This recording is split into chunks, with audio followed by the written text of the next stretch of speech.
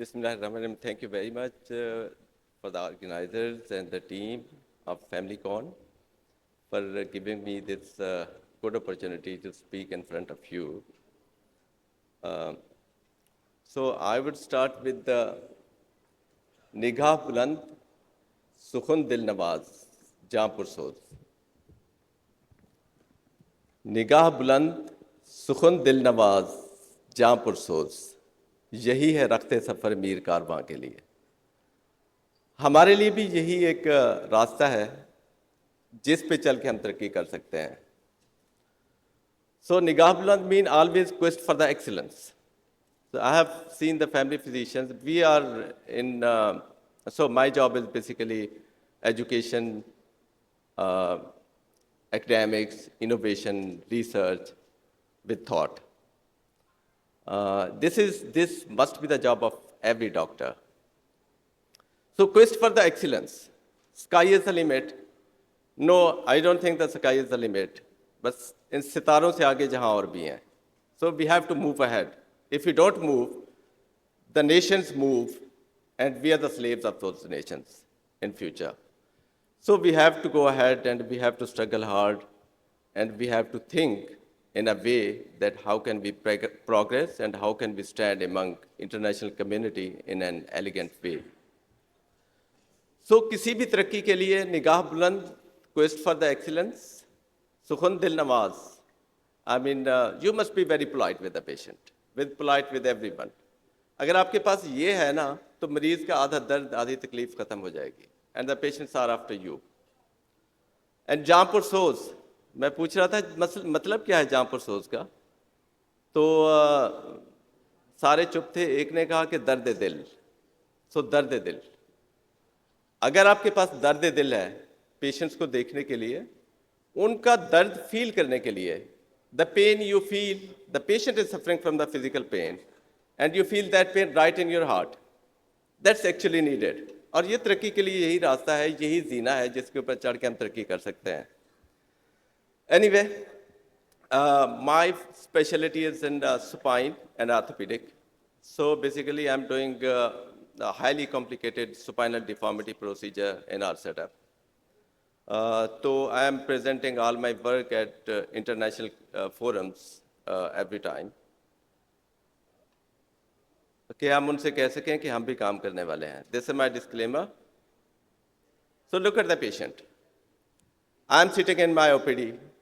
I see a patient. तो ज़हन में क्या आता है कि how to treat that patient? एक चीज़ मेरे ज़हन में ज़रूर आएगी. Number one, the patient has been treated for quite a long period of time by GPs. ठीक है? NSAID बहुत सारी ले चुका होगा, बहुत सारी मेडिसिन ले चुका होगा. Now my concern is, मेरा concern क्या होगा? I will focus how to treat the patient. What's the cause of that pain? Pain की cause क्या है? Is it, should I go for painkillers all the time? Already the patient is taking painkiller for the last many years. And he or she must be having, number one, peptic ulcer disease, होगी या impending होगी. Number one. Number two, my concern is how is the renal function with chronic NSAID use? If the nephropathy is there, हो चुकी होगी या impending होगी. And number three, the other issues with the NSAIDs, बहुत सारे होते हैं. So I have to keep it in mind all this, then I have to start the treatment. So usually I focus what's the cause of that pain. So I basically point out and see the pain generator, and I treat that pain generator कि उसकी वजह क्या है? Facet joint arthritis है? Is it the disc disease which is causing pain, or it's a osteoporotic collapse of multiple body which is causing pain? तो उसको treat करो ताकि पेशेंट्स को क्रॉनिक NSAID ना देनी पड़े. और अगर पेशेंट बैकएक के साथ है, he or she must be having osteoarthritis of the knee joint, osteoarthritis of the hip joint, and maybe of the shoulder and the elbow. Now my concern is that now I have to put her on long-term NSAID therapy, and what should be my protocol? मैं उसको कैसे treat करूं कि NSAIDs कम से कम use करूं और उसके keeping in view the side effects of those NSAIDs. So side effect number one, My concern is I have to take care of the acid peptic disease or peptic ulcers, NSAID-induced peptic ulcers. Number two, nephropathy. For that, I have to see the half-life of that drug. मैं उसको जो NSAID दे रहा हूँ, unfortunately, हम बहुत सारे लोग, we don't see the half-life of that drug. If the people they're using piroxicam, the half-life of piroxicam is almost 36 hours. So if you give हर 24 घंटे के बाद एक देते जाएंगे तो it will accumulate in the blood. So the end result is unaccepted accumulation of that drug in the blood that leads to nephropathy. So I have to see कि मैंने उसको जो medicine देनी है that must be short period of time and it shouldn't affect the kidneys. And I must know the half-life of that drug. Sometimes the drug is in SR form. So I must know the SR form is more dangerous. So I have to give short-acting NSAIDs so that there is some period of prostaglandin non-inhibition to prevent kidney function and kidney damage and to prevent this damage to the gastric mucosa. So the pain, I'm treating most of the time pain. Pain in mind is there is no pain, there is no gain. If this is true, then the pain of the patient is the gain of a doctor. But you can have a gain. If you treat pain properly, so you can have very good control, very good bank, जिसके अंदर आपकी बहुत सारी नेकियां जमा होंगी, and you can take that bank and you can utilize that bank in a life hereafter. So peptic ulcer disease बता दिया हुआ है खालिद भाई ने बड़ा अच्छा कि duodenal ulcer, gastric ulcers and esophageal ulcers are there. Again, the risk factor बता दिए उन्होंने बड़े अच्छे तरीके से. I would highlight the chronic NSAID use. जो हम लोग करते हैं, जो मेरे पास आएगा, I have to use that because उसके बगैर कोई चारा नहीं है. So this the chronic NSAID use, this causes 5 to 20%. In certain literature, it's 5 to 10% of the peptic ulcers production. So signs and symptoms already आ गए हैं, लेकिन important is we have to identify the red flags. The onset of the symptoms after 55 years, progressive dysphagia, recurrent vomiting, blood in stools, melena, hematemesis, and anemia. Severe abdominal pain, weight loss, anorexia with history of gastric malignancy. So NSAID-induced ulcers, basically they are silent.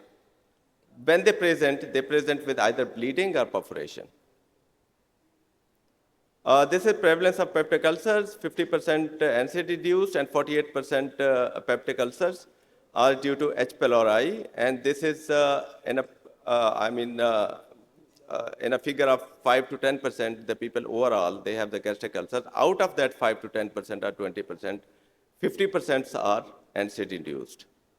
So it's quite a big number.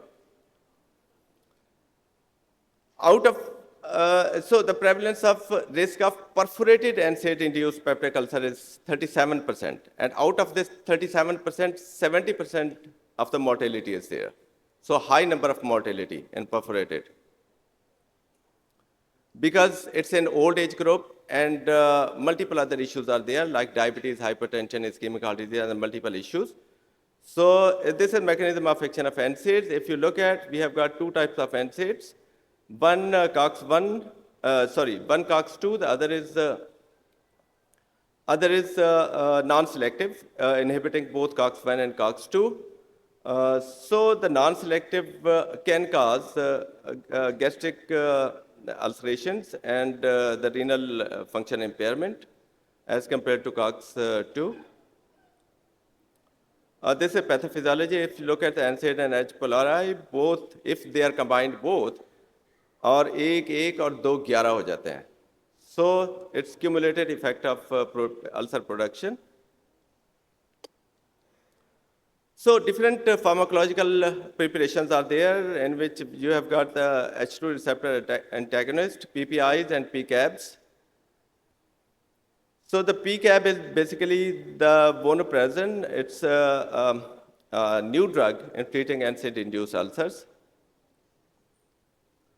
This is mechanism of action and difference between PPI and PCAB. I will explain in the next slide. So the mechanism of action of PPI is irreversibly covalent bond with proton pump, but the vonoprazan is reversibly binds to the proton pump. This is reversible and that's irreversible. Activation, for activation, you need acid for activation, like you have to take an empty stomach for PPIs. But for vonoprazan, you don't need to take it with empty stomach. Onset of action is slower and shorter, so duration of action is very important. This is long-lasting, but for vonoprazan, it's a short duration.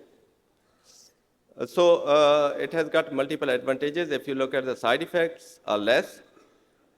Drug interaction. So my another point is patient is already taking anti-diabetic, antihypertensive, and the other medications along with that. So we have to see the drug interaction between the different drugs. It's very important. And we have to ask the patient already how many drugs he or she is taking. So the long-term use is being studied in both the groups. So this is evidence-based literature review. If you look at the long-term safety and effectiveness of vonoprazan, no new safety concerns were reported for vonoprazan for prevention of secondary ulcer bleeding in patients receiving long-term NSAIDs.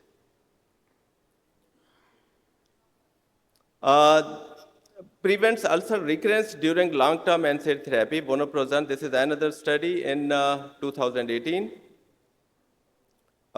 This you can see the comparison between lansoprazole and vonoprazan, and if you see there is 50% reduction in the peptic ulcers as compared to lansoprazole.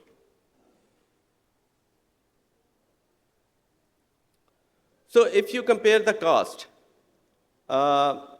between the PPI and oral vonoprazan, if you look at, if you give IV PPI and you compare it with oral vonoprazan, so you can save a lot of money, and almost the effects are the same. So with same benefit, and you can save a lot of money out of it.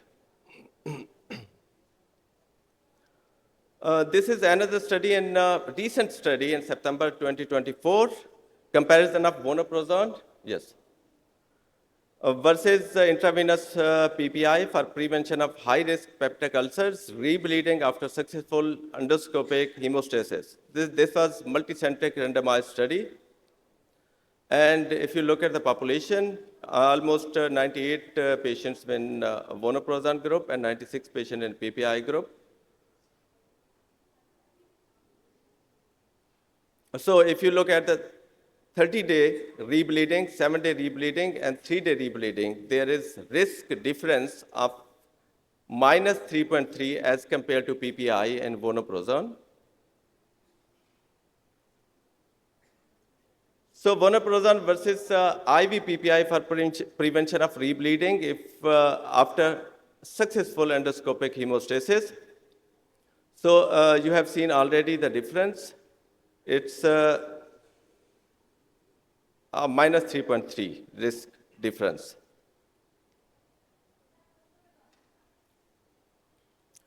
So this is another study and meta-analysis. In 2019, H2 receptor antagonist, PPI and PCAB. This is study design. And if you look at the result, vonoprazan was superior to H2 receptor blockers, and the risk reduction, relative risk reduction was almost 70%. And this was also compared with PPIs, and the risk reduction was almost 54% as compared to PPI.